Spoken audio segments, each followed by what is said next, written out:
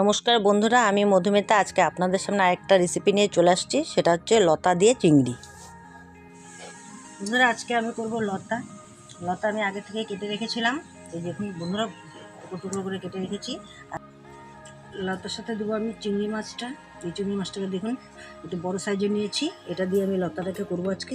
কথা আমি এখানে নিয়েছি রসুন থেতো করে, নুন, সরষের তেল, পেঁয়াজ কুচি, হলুদ গুঁড়ো, লঙ্কা বাটা, সাথে নিয়েছি লঙ্কার গুঁড়ো। বন্ধুরা, এবার আমি লতাটাকে সেদ্ধ করে নেব, তার জন্য দিয়ে দিলাম কড়াতে পরিমাণ মতো জল। বন্ধুরা, কড়াতে আমি বেশি পরিমাণ জল দেব না, এখানে যতটুকু প্রয়োজন ততটুকু দিয়ে তার উপর দিয়ে দেবো আমি লতাগুলোকে। বন্ধুরা, লতাগুলোকে আমি বেশি পরিমাণ সেদ্ধ করব না, যাতে গলে না যায়। আমি হালকা সেদ্ধ করে এখন আমি উঠিয়ে নেব।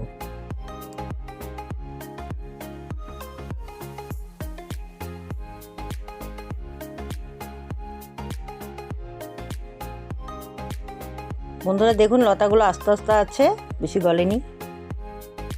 বন্ধুরা, এখন আমি চিংড়ি মাছের উপর নুন আর হলুদ দিয়ে মেখে নেব।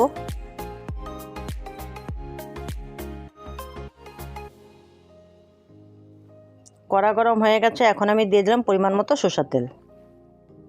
বন্ধুরা, তেল গরম হয়ে গেছে, এখন আমি চিংড়ি মাছগুলোকে ভেজে নেব।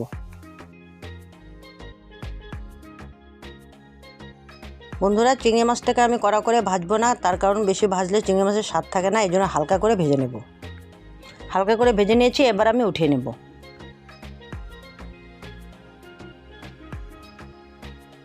এবার আমি কড়াতে দিয়ে দিলাম সামান্য পরিমাণ তেল। তেল গরম হয়ে গেছে বন্ধুরা, এর উপর দিয়ে দিলাম আমি রসুন থেতো আর সাথে দিলাম পেঁয়াজ কুচি।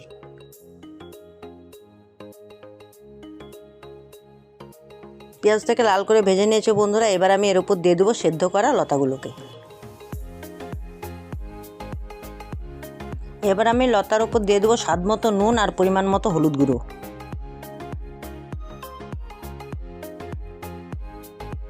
এবার আমি লতার উপর দিয়ে দেবো কাঁচা লঙ্কা পেস্ট আর শুকনো লঙ্কার গুঁড়ো, আর দিয়েছি সাথে হচ্ছে রসুন থেতো। এবার আমি মশলাটাকে ভালো করে লতার সাথে ভেজে নেব। ভালো করে ভেজে নিয়েছি লতাটাকে, এখন এর উপরে দিয়ে দিলাম ভেজে রাখা চিংড়ি মাছগুলোকে। এবার আমি চিংড়ি মাছের সাথে লতাটাকে ভালো করে ভেজে নেব।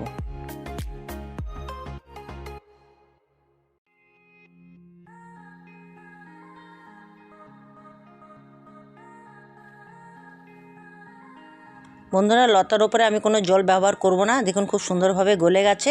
এখন আমি লতাটাকে নামিয়ে দেব। বন্ধুরা, এই লতা চিংড়ি রেসিপি আপনাদের কেমন লাগলো অবশ্যই কমেন্ট করে জানাবেন, আর ভিডিওটার যদি ভালো লেগে থাকে তাহলে অবশ্যই লাইক, শেয়ার, সাবস্ক্রাইবটা করে দেবেন।